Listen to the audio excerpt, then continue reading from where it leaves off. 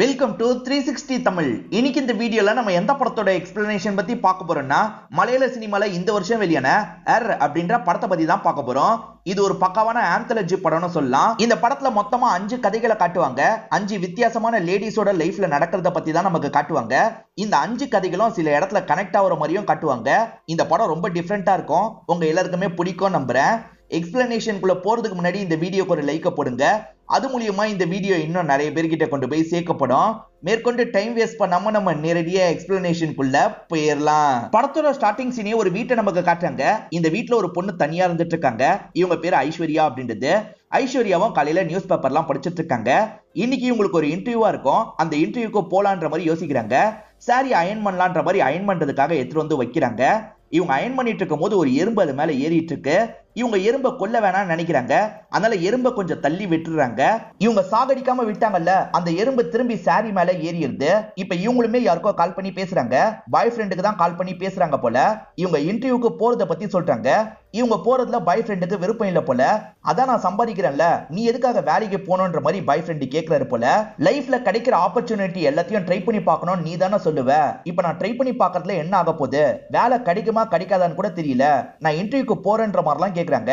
ஆனா எதிர boy friend கோச்சுக்கிறாரு போல. பேசிட்டு இருக்கும் போதே காலை கட் பண்ணிடுறாரு. இவங்களுமே ஃபீல் பண்றாங்க. அயன் பண்ண வரைக்கும் போதுன்ற மாதிரி சாரி எடுத்து போட்டுக்கிறாங்க. இப்ப இன்டர்வியூக்காக கிளம்பிட்டு இருக்காங்க.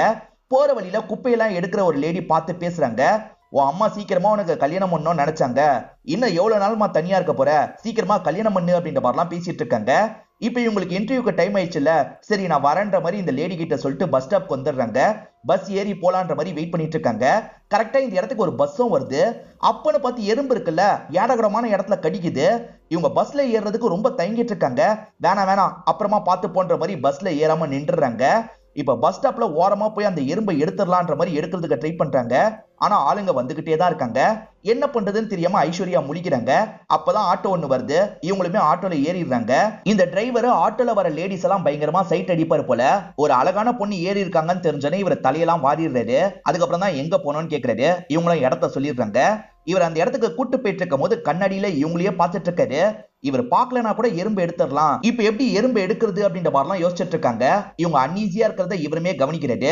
இப்ப இவங்க இருக்காங்கல்ல, ஏதாவது ரெஸ்ட் ரூமை பார்த்து வண்டியை நிறுத்துங்க அப்படின்ற மாதிரி சொல்றாங்க. சரின்ற மாதிரி ஏத்துக்கிறாரு. நான் பாத்துக்கிறேன் நீங்க கிளம்புங்கன்ற மாதிரி இவங்க ரெஸ்ட் ரூம் கிட்ட போயிடுறாங்க.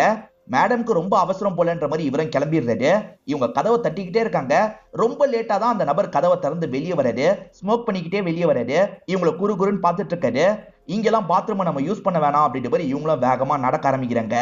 இன்டர்வியூக்கு வேற டைம் ஆகிக்கிட்டே இருக்கு. இவங்களுமே ஒரு ஹோட்டல் கிட்ட வந்துடுறாங்க. அந்த ஹோட்டல் ஓனர் இருக்கார்ல, இட்லி வடை பொங்கல்னு எல்லாமே இருக்கு, என்ன வேணும்ன்ற மாதிரிலாம் இவங்க கிட்ட கேட்கறாரு. எனக்கு ரெஸ்ட் ரூம் யூஸ் பண்ணும் இருக்கான்ற மாதிரி கேக்குறாங்க. அது இல்லன்ற மாதிரி சொல்லிடுறாரு. இதனால இவங்களுமே வேகமா இங்க இருந்து கிளம்புறாங்க. இப்ப வர வழியில ஒரு நபர் வீட்டுல வேலை பார்த்துட்டு இருக்கிறத கவனிக்கிறாங்க. சார் வீட்டுல லேடிஸ் இருக்காங்களா அப்படின்ற மாதிரி கேக்குறாங்க. லேடிஸ் மாதிரி ஒருத்தி இருப்பா, லேடிஸான்னு எனக்கு தெரியாது, கூப்பிடுறேன் பேசிக்கோன்ற மாதிரி ஒய்ஃபை கூப்பிடுறாரு. இந்த நபரோட ஒய்ஃபும் என்னன்னு கேட்டுக்கிட்டே வெளியே வராங்க. இப்ப ஐஸ்வர்யாவும் ஒய்ஃபை பார்த்து பேச ஆரம்பிக்கிறாங்க. மேடம் ரெஸ்ட் ரூம் மட்டும் யூஸ் பண்ணோம், கொஞ்சம் அர்ஜென்ட் புரிஞ்சுக்கோங்க அப்படின்ற மாதிரிலாம் கேட்டுட்டு இருக்காங்க. அதான் பக்கத்திலே பப்ளிக் டாய்லெட் இருக்குல்ல, அதை யூஸ் பண்ணிக்கோங்கன்ற மாதிரி ஒய்ஃப் சொல்றாங்க. அது சுத்தமா இல்ல மேடம், ப்ளீஸ் மேடம் ஹெல்ப் பண்ணுங்க அப்படின்ற மாதிரிலாம் ஐஸ்வர்யா கேக்குறாங்க. ஆனா இந்த லேடி இருக்காங்கல்ல, அதெல்லாம் முடியாதுமா நீ கிளம்பு அப்படின்ற மாதிரி சொல்றாங்க. சரின்ற மாதிரி வேற வழி இல்லாம ஐஸ்வர்யாவும் இங்க இருந்து கிளம்புறாங்க. இவங்க கஷ்டப்பட்டு நடந்து வந்துட்டு இருக்கும் போது அந்த ஆட்டோ டிரைவர் திரும்பி இந்த இடத்துக்கு வராரு. என்ன மேடம் இன்னும் நீங்க போலியான்னு கேக்குறாரு. சரி என்ன ஆபீஸ் கிட்ட விட்டுருங்கன்ற மாதிரி இவங்க திரும்பி இந்த ஆட்டோல ஏறிடுறாங்க. இப்ப பயங்கரமா எறும்பு கடிச்சிட்டு இருக்கு. இவங்களால கண்ட்ரோலே பண்ண முடியல. பரவாயில்ல நம்ம கையை விட்டு எடுத்துடலாம் அப்படின்ற மாதிரி இவங்களும் கையை விட்டு எடுக்கிறதுக்கு ட்ரை பண்ணிட்டு இருக்காங்க. இவர் வேற கண்ணாடியை பார்த்துக்கிட்டே இருக்காரு. என்ன இவங்க கையை விடுறாங்க அப்படின்ற மாதிரிலாம் இவர் யோசிச்சுட்டு இருக்காரு. ஒரு வழியா இவங்க எறும்பு எடுத்துடுறாங்க. அதுக்கப்புறம் தான் இவங்களுக்கு நிம்மதியா இருக்கு. இவங்க பண்ணதெல்லாம் இந்த டிரைவர் பார்த்துட்டார்ல, அதனால வித்தியாசமா இவங்களை கவனிச்சுக்கிட்டே தான் வந்துட்டு இருக்காரு. இப்போ ஒரு வழியா அந்த ஆபீஸும் வந்துருது. இவங்களுமே ஆட்டோ விட்டு இறங்குறாங்க. இவங்க சாரியை முட்டி வரைக்கும் ஏத்துனாங்கல்ல, அதை இந்த நபர் வித்தியாசமா பார்த்திருப்பாரு. ஆனா இவரோட லுங்கியை ஏத்தி தான் கட்டியிருக்காரு.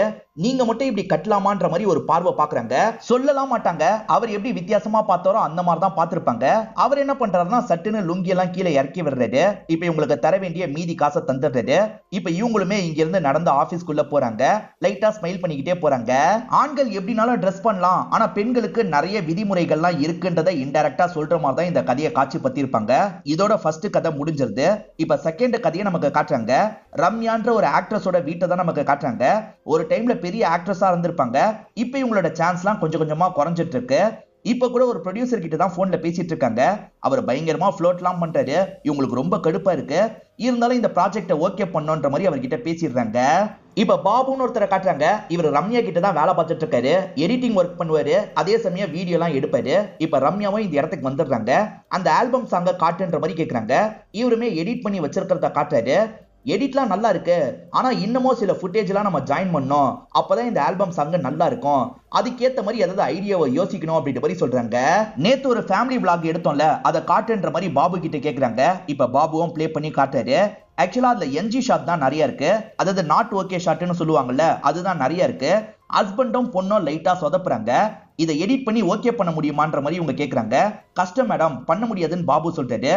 சரி புதுசா எடுத்துக்கலான்ற மாதிரி ரம்யா சொல்றாங்க. இப்ப ரம்யா போன் பேசிக்கிட்டே வெளியே வராங்க. அப்பதான் வேலைக்காரி தரையை கிளீன் பண்ணிட்டு இருக்கிறத கவனிக்கிறாங்க.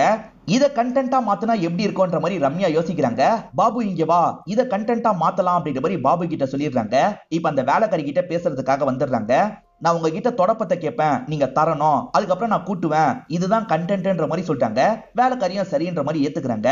இப்ப பாபுவும் நடக்கிற விஷயத்த கேப்சர் பண்றாரு. ரம்யா இருக்காங்கல்ல, என் வீட்டு வேலையெல்லாம் நான் கூட அப்பப்ப பாப்பங்க, வேலைக்காரி பெருக்கிறத பார்த்தனா நானே வாங்கிலாம் அடிக்கடி பெருக்குவேன்ற மாதிரி சொல்லிட்டு இருக்காங்க. வேலைக்காரியை இப்படி பொய் சொல்றாங்களே அப்படின்ற மாதிரி பார்த்துட்டு இருக்காங்க. ரம்யா இருக்காங்கல்ல, கொடுங்கம்மா நான் பெருக்கிறேன்ற மாதிரி நல்லவங்க மாதிரி வாங்கி அந்த இடத்துல பெருக்கலாம் செஞ்சுட்டு இருக்காங்க. இவங்க கண்டென்ட் தான் கிரியேட் பண்ணிட்டு இருக்காங்கன்றது ஹஸ்பண்டுக்கு தெரியுது. ஹஸ்பண்டும் லைட்டா ஸ்மைல் பண்ணிக்கிட்டே இந்த விஷயத்த கவனிச்சிட்டு இருக்காரு. ரம்யா இருக்காங்கல்ல, ஹஸ்பண்டுக்கும் பொண்ணுக்கும் பெருசா டைமே ஸ்பெண்ட் பண்ண மாட்டாங்க. இத பத்தி ஹஸ்பண்டும் பேசணும்னு ட்ரை பண்றாரு. ஆனா அதை கூட இவங்க பெருசா காதுலயே வாங்க மாட்டாங்க. எப்ப பாரு vlog எடுக்கிறதுலயே இவங்க பிஸியா இருக்காங்க. அதே மாதிரி இவங்க vlog எடுக்கிறன்ற பேர்ல ஹஸ்பண்டையும் பொண்ணையும் ரொம்ப கஷ்டப்படுத்துறாங்க. அதையும் இவரால சொல்ல முடியல. இப்ப பாபு இந்த இடத்துக்கு வந்துடுறாரு. தாமஸ் சார் படம் பண்ண போறாராம், அந்த படத்துல என்ன எடிட்டரா கேட்டிருக்காரு அப்படின்ற மாதிரி சொல்றாரு. எது தாமஸ் சாரா? அவரே ஃபீல்ட் அவுட் ஆன டைரக்டர், அவர் படத்துல போய் நீ எடிட்டரா ஒர்க் பண்ண போறியா? அதெல்லாம் ஒன்னும் தேவையில்லை அப்படின்ற மாதிரி சொல்றாங்க. இல்ல மேடம், இந்த படம் ஒர்க் பண்ணனா அடுத்தடுத்த படம் எனக்கு கிடைக்கும், நான் போறேன்ற மாதிரிலாம் இவர் கேட்கிறாரு.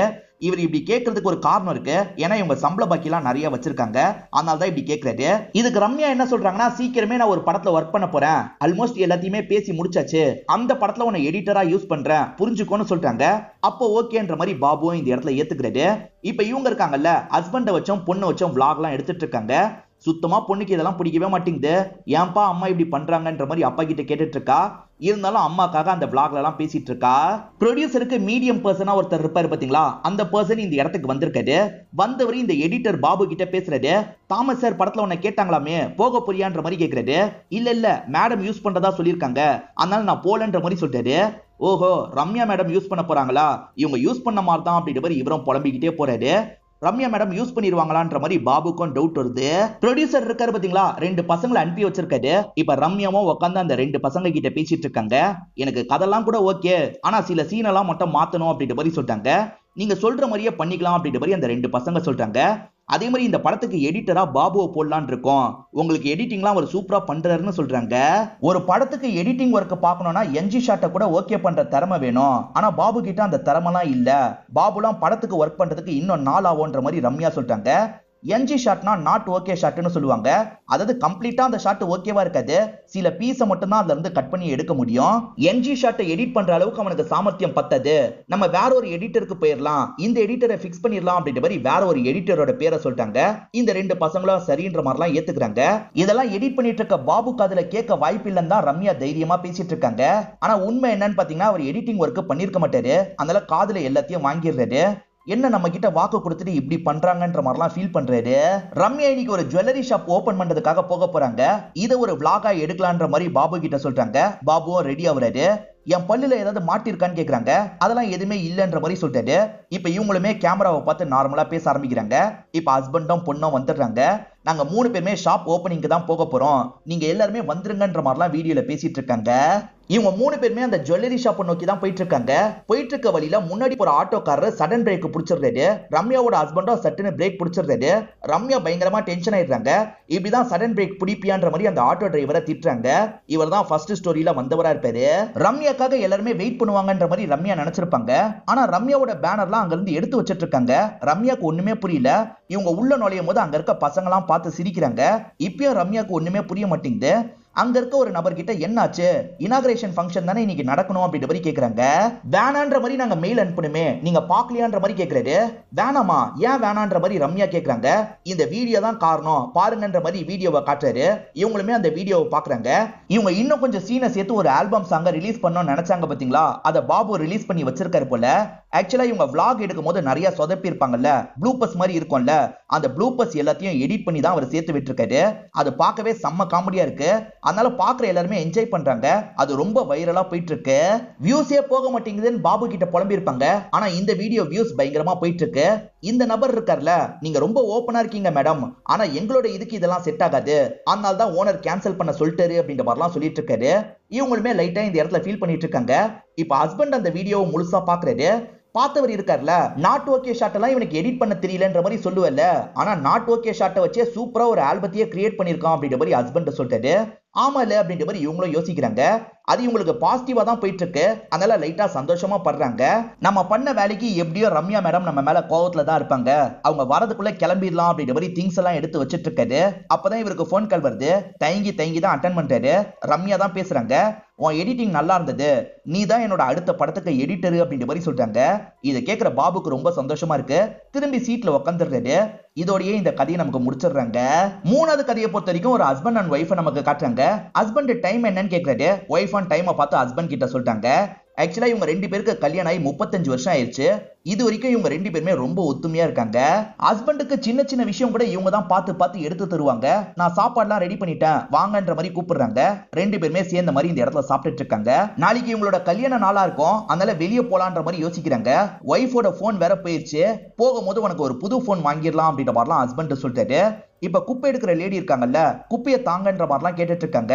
ஹஸ்பண்டும் வந்து குப்பையை தராரு. இந்த லேடி தான் ஸ்டார்டிங் கதையில வந்த மாதிரி நமக்கு காமிச்சிருப்பாங்க. இப்ப குப்பையெல்லாம் எடுத்துட்டு கிளம்புறாங்க. ஹஸ்பண்ட் இருக்கார்ல, ஏசுதாஸோட ஒரு பாட்டை மட்டும் அடிக்கடி வச்சு கேட்பாரு. இவரோட எக்ஸ் ஞாபகார்த்தமா தான் அந்த பாட்டை இவர் கேட்பாரு. இது ஒய்ஃபுக்கும் தெரியும் போல. இப்ப கூட அவளை நினைச்சுதானே இந்த பாட்டை கேட்டுட்டு இருக்கீங்க அப்படின்ற மாதிரி கேக்குறாங்க. 50 வயசு ஆகி கூட உன்னோட சந்தேகம் உன்னை விட்டு போலியான்ற மாதிரி ஹஸ்பண்ட் கேட்கறாரு. அதுக்கு இவங்க இருக்காங்கல்ல, 60 வயசு ஆகி கூட அவளோட ஞாபகம் உங்களை விட்டு போலியான்ற மாதிரி பதிலுக்கு கேக்குறாங்க. 2 பேருமே சிரிச்சுக்கிட்டே டிராவல் பண்றாங்க. ஒய்ஃபுக்கு போன் வாங்குறதுக்காக தான் ஒரு கடைக்கு வந்திருக்காங்க. இப்ப பார்த்து ஒரு போன் பிடிச்சிருது, பில்ல போட்டுலாம் அப்படின்ற மாதிரி சொல்றாங்க. அங்க இருக்க பொண்ணு இருக்காங்கல்ல, எக்ஸ்ட்ராவா நீங்க 1500 ரூபாய் தந்தீங்கன்னா இந்த அலெக்சாவும் உங்களுக்கு கிடைக்கும், ஒரு ஆஃபர் தான் போயிட்டு இருக்குன்ற மாதிரி சொல்றாங்க. அலெக்சாவா, இது என்ன பண்ணுன்ற மாதிரிலாம் இவங்க கேக்குறாங்க. நீங்க எந்த கேள்வி கேட்டாலும் அதுக்கு பதில் சொல்லும் அப்படின்ற மாதிரி அந்த பொண்ணு சொல்றாங்க. தனியா வாங்க போனா நிறைய காசுன்ற மாதிரி சொல்றாங்க. சரி ஆஃபர்ல வேற கிடைக்குது வாங்கிக்கலாம் அப்படின்ற மாதிரி ஹஸ்பண்டும் ஒய்ஃபும் பேசி முடிவு பண்றாங்க. இப்ப அந்த அலெக்சாவையும் சேர்த்து வாங்கிடுறாங்க. இவங்க எப்பவுமே ஒரு ஜூஸ் கடையில் தான் ஜூஸ் குடிப்பாங்க. 2 பேருமே சேர்ந்து அந்த இடத்துக்கு வந்துடுறாங்க. கிரேப்ஸ் ஜூஸ் எடுத்துட்டு வாங்கன்ற மாதிரி வெயிட் பண்ணிட்டு இருக்காங்க. இப்போ ஒரு பையனும் எடுத்துட்டு வந்துட்டு இருக்கான். அப்ப வெளியே ஏதோ நடக்குது. அந்த பையன் வெளியே கவனிச்சிட்டு இருக்கான். வெளியே கவனிச்சது போதும் ஜூஸை வைப்பான்ற மாதிரி சொல்லிட்டாரு. அந்த பையனை இவங்க 2 பேருக்கு ஜூஸை வச்சிடறான். இந்த கடை ஓனர் இருக்கார்ல, அட்வான்ஸா இவங்களுக்கு கல்யாண வாழ்த்துக்களை சொல்றாரு. எப்படி உங்களுக்கு தெரியும்ன்ற மாதிரி ஒய்ஃப் ஆச்சரியமா கேக்குறாங்க. எங்க உங்க லவ்வே இங்க தானே ஸ்டார்ட் ஆச்சு, நான் எப்படி மறப்பேன், அதனால தான் அப்படின்ற மாதிரி அவரும் சொல்லிட்டாரு. இவங்க 2 பேருமே மாத்தி சிரிச்சுக்கிறாங்க. சரி வீட்டுக்கு கிளம்பலாம் அப்படின்ற மாதிரி இவங்களும் வீட்டுக்கு வந்துட்டு இருக்காங்க. இவங்க சொந்தக்காரரான ஒரு பெரியவர் தான் இருக்காரு. அவர் பேத்தி கூட தான் இந்த இடத்துக்கு வந்திருக்காரு. நாளைக்கு இவங்களோட கல்யாண நாள்ல கிஃப்ட் தரதுக்காக தான் வந்திருக்காரு. இப்ப இவங்க 2 பேருக்குமே கிஃப்ட் எல்லாம் தந்துடுறாரு. எங்க போயிட்டு வரீங்க, கையில என்னன்ற மாதிரிலாம் கேக்குறாரு. போன் வாங்கினதை பத்தியும் அலெக்சா வாங்கினதை பத்தியும் சொல்றாங்க. ஓஹோ நீங்களும் வாங்கிட்டீங்களா, என் வீட்லயும் இருக்குன்ற மாதிரி அந்த பெரியவர் சொல்றாரு.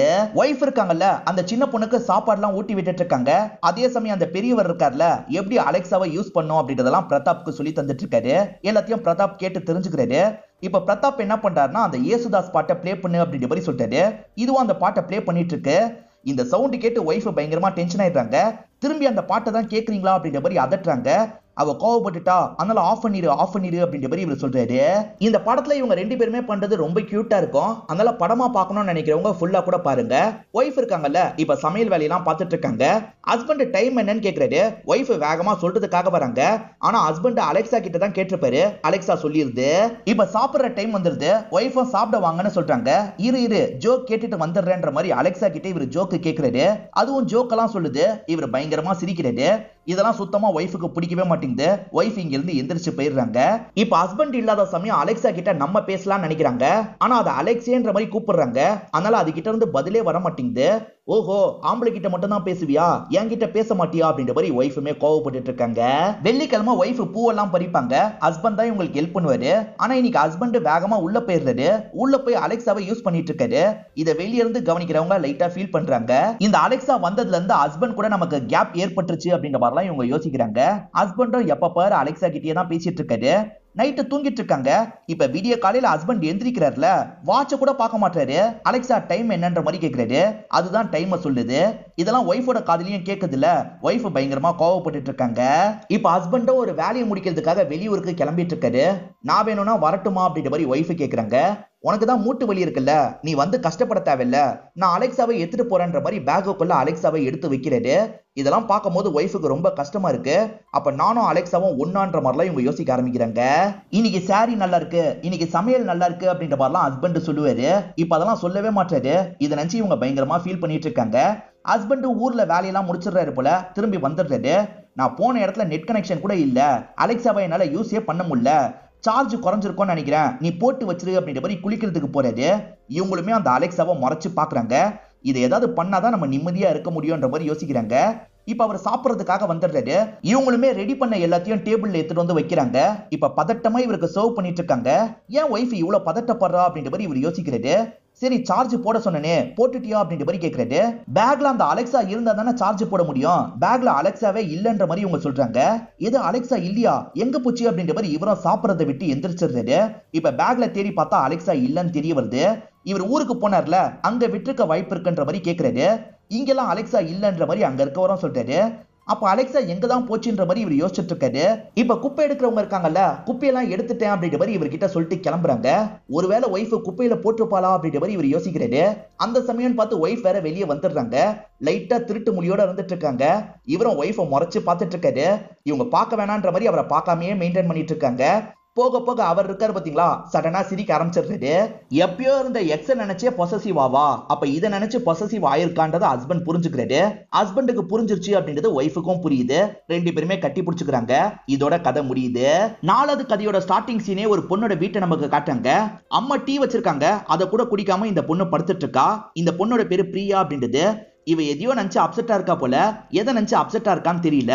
இப்பதான் நமக்கு பிளாஷ்பேக்ல என்ன நடந்தது அப்படின்றதெல்லாம் காட்ட ஆரம்பிக்கிறாங்க. ஆக்சுவலா பிரியா காலேஜ் படிச்சிட்டு இருக்காங்கல்ல, அந்த காலேஜ்ல சுதன் ஒருத்தரை லவ் பண்றாங்க. ரெண்டு பேருமே லவ் எல்லாம் சொல்லிக்க மாட்டாங்க. ஆனா ரெண்டு பேருமே ரொம்ப க்ளோஸா பழகிட்டு இருக்காங்க. ரெண்டு பேருக்குமே அமெரிக்காவுக்கு போகணுன்ற மாதிரி எண்ணம் இருக்கு. மேல் படிப்புக்காக இவங்க ரெண்டு பேருமே அப்ளை பண்ணி வச்சிருப்பாங்க. பிரச்சனை என்னன்னு பாத்தீங்கன்னா, இவங்களுக்கு அமெரிக்கால சீட்டு கிடைச்சிருக்காது. ஆனா சுதனுக்கு சீட்டு கிடைச்சிருது. அவர் சந்தோஷமா சொல்ல வரும்போது தான் இவங்களுக்கு கிடைக்கலன்றது அவருக்கு தெரிய வருது. பரவாயில்ல, எந்த பிரச்சனையும் இல்ல, நீ மட்டும் போயிட்டு வான்ற மாதிரி பிரியா சொல்றாங்க. இவரும் ஏத்துக்கிறாரு. போன இடத்துல தலைவன் ஏதாவது வேலையை காட்டிட்டாரா என்னன்னு தெரியல. இப்ப திரும்பி பிளாஷ்பேக்ல என்ன நடந்தது அப்படின்றத காட்டுறாங்க. இவரோட சொந்தக்காரங்களாம் வெட்டுறதுக்காக வந்திருக்காங்க. பிரியாவும் அந்த இடத்துக்கு வந்திருக்காங்க. இவரும் பிரியாவை ஹக் பண்ணிட்டு நடந்து போறாரு. பிரியாக்கு அவர்கிட்ட இருந்து மெசேஜ் வருது. என்ன மெசேஜ்ன்ற மாதிரி பிரியாவும் எடுத்து பாக்குறாங்க. நான் உன்னை ரொம்ப மிஸ் பண்ணுவேன், நான் உன்னை லவ் பண்றேன், சீக்கிரமா உனக்காக வந்துடுறேன்ற மாதிரி தான் அனுப்பி வச்சிருக்காரு. இப்படிதான் இவங்க ரெண்டு பேருமே லவ்வ வெளிப்படுத்தி இருப்பாங்க. சந்தோஷம்லாம் பட்டுட்டு இருக்காங்க. எல்லாம் நல்லா தானே போயிட்டு இருக்கு, அப்புறம் என்ன பிரச்சனைன்ற மாதிரி இப்போ கூட உங்களுக்கு ஒரு கேள்வி வரும். கதை திரும்பி பிரசன்ட்டுக்கு வந்துருது. இவங்க சோகமா படுத்துட்டு இருக்காங்க. அம்மாவும் எதுக்காகடி இப்படி படுத்துட்டு இருக்க, உனக்கு என்னதான் ஆச்சுன்ற மாதிரி துணிமணி எல்லாம் எடுத்துட்டு போலான்னு நினைக்கிறாங்க.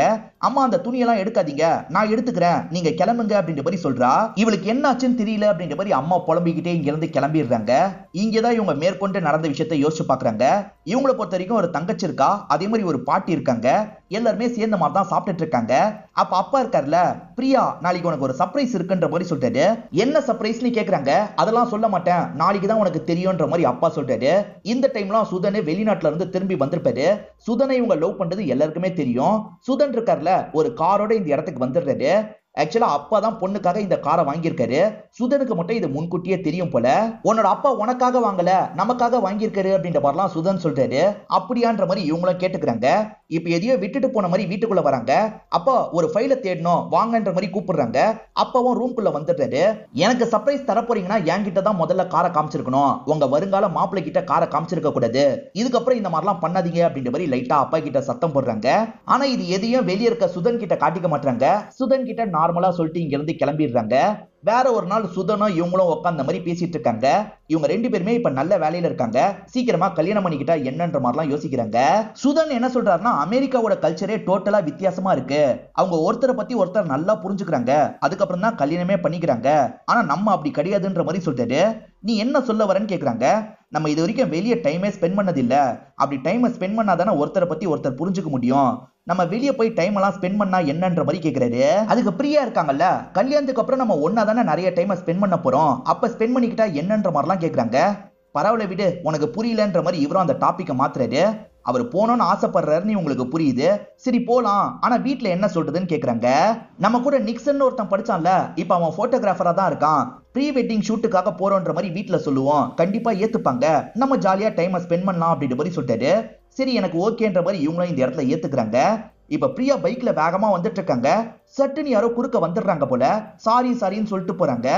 என்ன சட்டுன்னு குறுக்க வந்துட்டாங்கன்ற மாதிரி ஒரு பார்வை பிரியா பாக்குறாங்க. பிரியாவும் சுதனும் போட்டோ ஷூட் எடுக்கிறதுக்கு வெளியே போகணும்னு நினைச்சாங்க பாத்தீங்களா, அதே மாதிரி வெளியே இவங்க வந்துடுறாங்க. நிக்சனும் அந்த இடத்துல வந்து இவங்க போட்டோ எல்லாம் எடுத்துட்டு இருக்காரு. எல்லாமே நல்லபடியா முடிஞ்சிருது. இதுக்கப்புறம் ஜாலியா டைமை ஸ்பெண்ட் பண்ணுங்க, நாங்க கிளம்புறோன்ற மாதிரி நிக்சனும் டீமும் கிளம்பிடுறாங்க. அடுத்த 2-3 நாள் இவங்க தான் ஜாலியா டைம் எல்லாம் ஸ்பெண்ட் பண்ணிட்டு இருக்காங்க. இந்த ட்ரிப் எல்லாம் முடிச்சுட்டு வந்ததுல இருந்து தான் இவங்க சோகமா இருக்காங்கன்ற மாதிரி நமக்கு காட்டுறாங்க. இப்ப இவங்க இருக்காங்கல்ல, வீட்டுல இருக்க எல்லாரையும் கூப்பிட்டு பேச ஆரம்பிக்கிறாங்க. எனக்கு இந்த கல்யாணத்துல விருப்பம் இல்லைன்னு சொல்லிட்டாங்க.